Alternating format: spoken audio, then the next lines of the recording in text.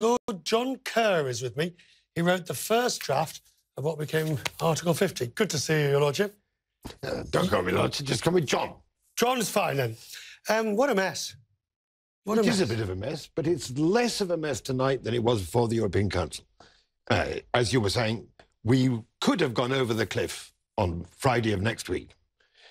Parliament next week will look at alternative options. We'll look at how we might have a softer Brexit, how we might have a Norwegian-type Brexit, how we might have a customs union with the EU if we leave, and it will also look at the possibility we won't leave at all.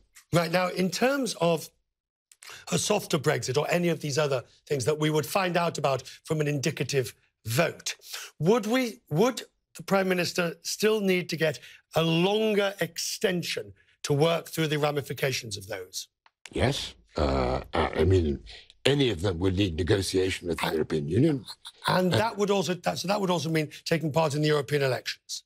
I don't think it's absolutely necessary, but I think it's probable we do it, and we should do it. You know, we should consult the people.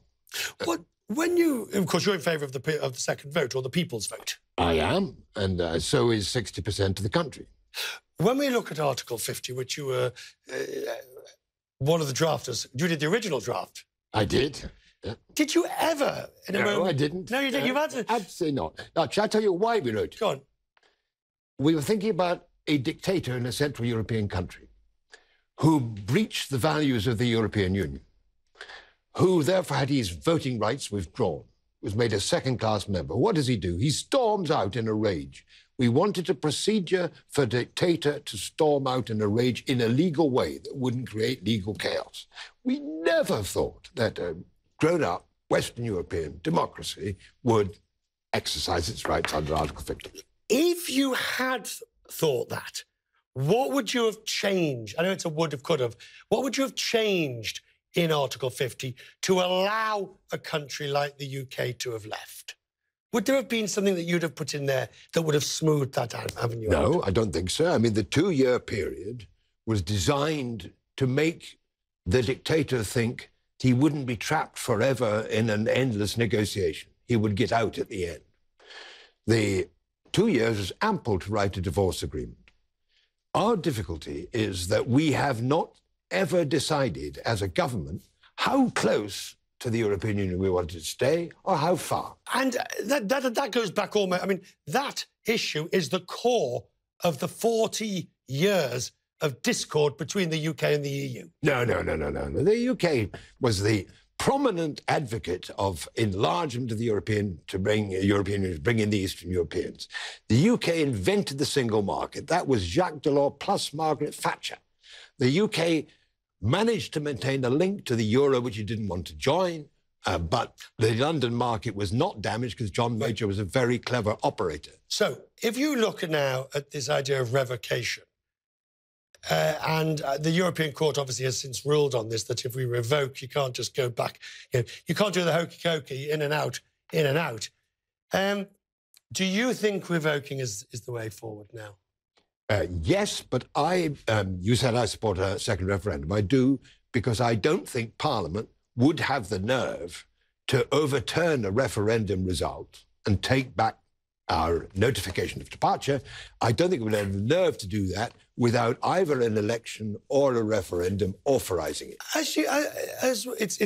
We're hearing rumours, there's a lot of gossip at Westminster, that the Prime Minister might not bring back her plan. She might simplify the whole process, which probably would be good, to an April the 12th date, which would mean the 4 options. Deal, well, there isn't one. No deal, extension to allow time to discuss a new deal, or revoke. Yeah, I think these are the options. And I think it is possible that in the indicative votes, which I think will take place in Parliament next week, the Prime Minister's deal will be one of them.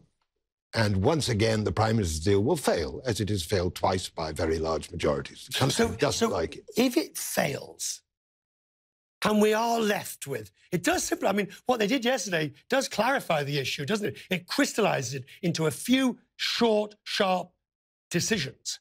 Which do you think ultimately it will be? I don't know. I would expect a soft Brexit or no Brexit. I think going over the cliff with no deal is unthinkable.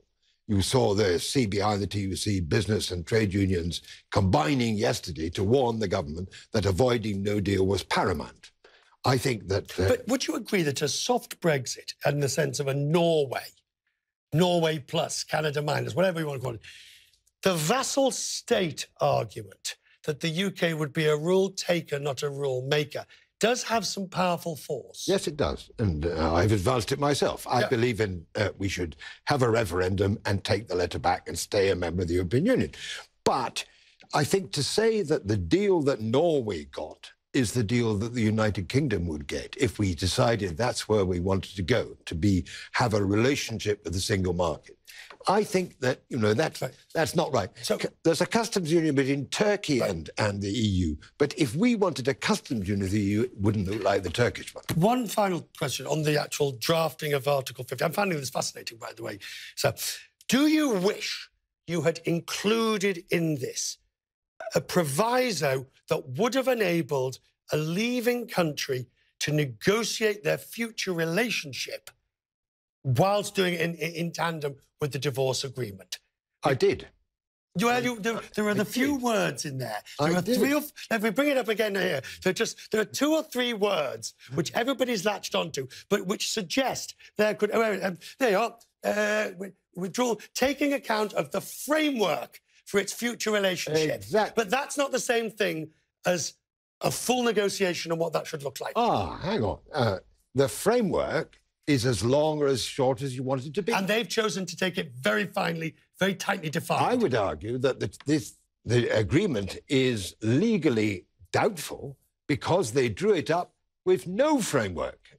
The political declaration, which is an excuse for the framework, that came later. Therefore, I would say they were in breach of my excellent article.